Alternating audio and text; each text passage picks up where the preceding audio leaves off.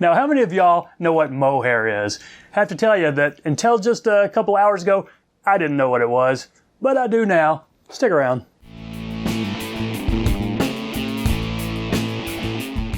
Hello everybody, welcome to Savage Flies. I'm Matt, thanks for stopping by. So I'm finally starting to chip away at all the fly requests I've gotten over the last many months, and today I'm going to do one more. This one comes from John DeBruin of Saskatchewan. It's called the O'Keefe Special. Now this fly was created by Brian O'Keefe of Saskatchewan, probably sometime in the 1980s. So a little background about Brian O'Keefe. He grew up on his family farm near Griffin, went to the College of Agriculture in Saskatchewan. After that, he taught school for 22 years at Riverview Collegiate. Then, kind of interesting, he went off to teach high school in some really remote areas of the Northwest Territories. I did read he was a pretty athletic guy, but his lifelong love was fishing. He was a founding member of the Saskatchewan Fly Fishers and the Kilpatrick Fly Fishers. He was a fly tying instructor, both out of his own basement and also at the clubs. And as far as I can tell, the Kilpatrick Fly Fishers was founded in 1985, and this is probably when he came up with this pattern that later became called the O'Keefe Special. So a little about this fly.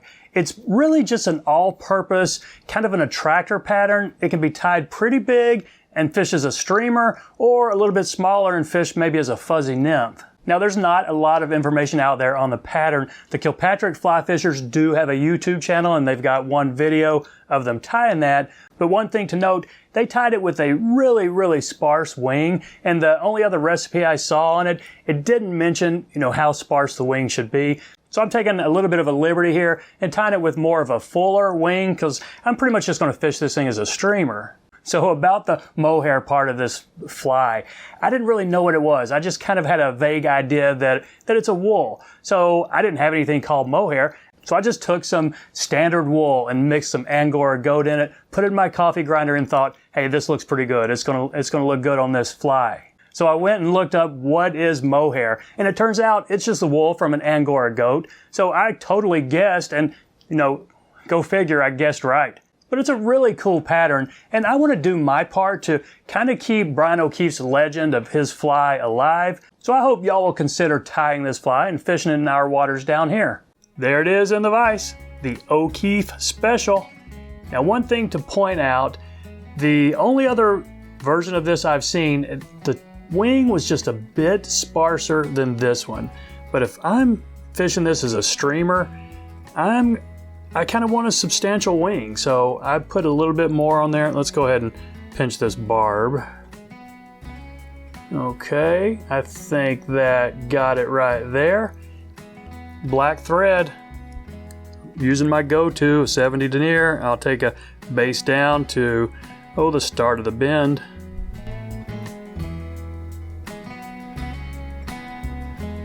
Now the tail on this guy, it's going to be the same hackle that we use for the front hackle, and it's just a brown. This is from an Indian saddle, Indian rooster, and I think this color is a dark ginger, but use a badger if you want, just something that's predominantly brown. And I'm going to take not a big tail, probably I'd say about 10 or 12 fibers right here, and probably 2/3 the length of the body. And if I forgot to mention, this is a 3X long hook. I'm tying it on a streamer hook. You could certainly tie it on a nymph hook. This is a size 10, so I'm keeping it fairly small for a streamer, or I could fish this as a nymph. So after you get the tail caught in, let's catch in a rib. And this is a silver wire in size small. Now, since there's not a whole lot of information out there on this, I did see that, one of the recipes did not call for a rib at all. It said it's optional, and then one of them said use a silver or gold. So I think the rib is not for looks, it's just really to hold this fuzzy body in place. So after you get your rib caught in, let's put a generous portion of wax on here. Now let's put on this big fuzzy dubbing I was talking about.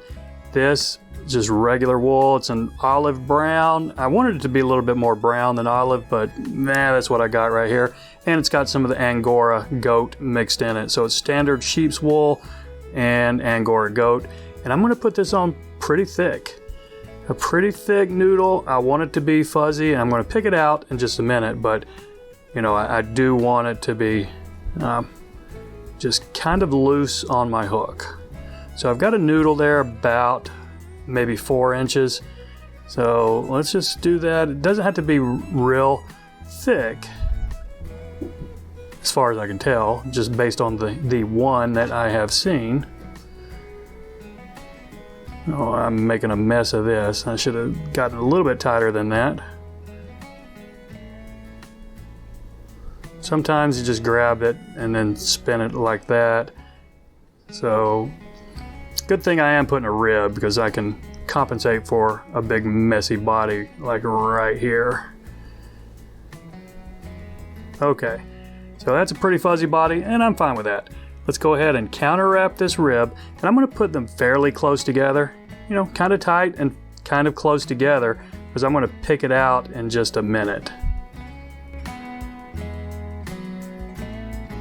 Okay, I think that will work right there. Let's catch this rib off with a couple wraps. Couple of tight wraps going forward. Now I can put some tension on my thread and spin this off. Check, make sure you don't have too much of a sharp point right there. If you do, just put a few loose wraps over it. Okay, so there's our pretty fuzzy body. I'm gonna take my little Orvis popsicle stick here and just really rough this up. Almost like a Polly Roseboro fuzzy nymph right here. Just really as rough as you want. So that's, I can go even a little rougher than that. How about that? Okay, I think that's gonna work. Now, let's go with the wing. And the wing on this guy is bare hair.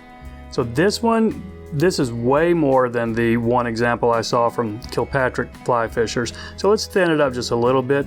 But again, I don't want to go as thin, you know, 10 fibers, 10 hairs. I think that was just too thin for the purpose I'm going to be using it for. So I'm going to keep a good 20 plus hairs here. It might even be more than that, but it's still fairly sparse. So maybe not as long as the tail, but definitely past the bend of the hook. So let's just go ahead and catch this on right here. Probably should have waxed my thread before doing this, but you know, I always forget that. And I think this will be just fine right there. Still got plenty of room for this front hackle and our head, so let's go ahead and snip this off right here. Might just go ahead and spend a few wraps right here to make this a smoother underbody, I guess, for the hackle. Make it a little easier to wrap. Now for the hackle, I'm just going to take this same feather I used. This is, you know, a dark barred ginger. I think this is going to look pretty good. I'm going to catch it in from the tip, the smaller side right here. Just create that little notch and then tie it in. And I'm probably going to get 4, you know, maybe 5 wraps even. I guess it depends on the quality of your hackle and what the fiber density is. So let's get our thread up there out of the way. Now we can go ahead and snip this tip before we go in here and wrap it.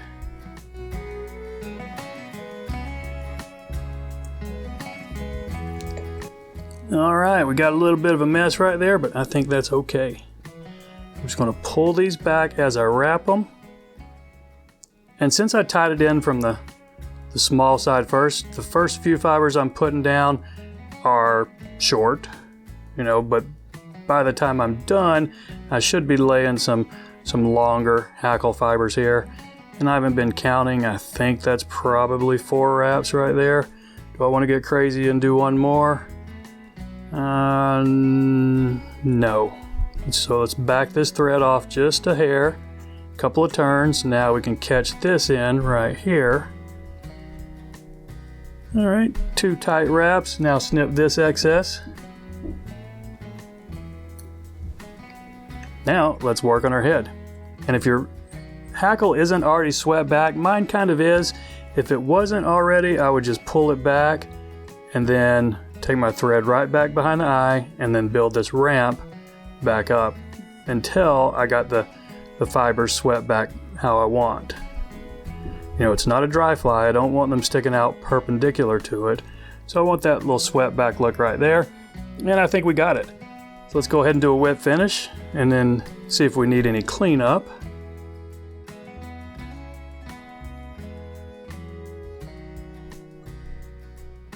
All right, as for cleanup on this guy, you know what? I'm not gonna do any. I want it to be a big fuzzy looking mottled crazy fly. So I'm gonna put a drop of head cement on it, put this one in my box. So there you go, an O'Keefe special. Pretty cool looking pattern, certainly fun one to tie. I appreciate you watching, everybody. Y'all take care and we'll see you next time.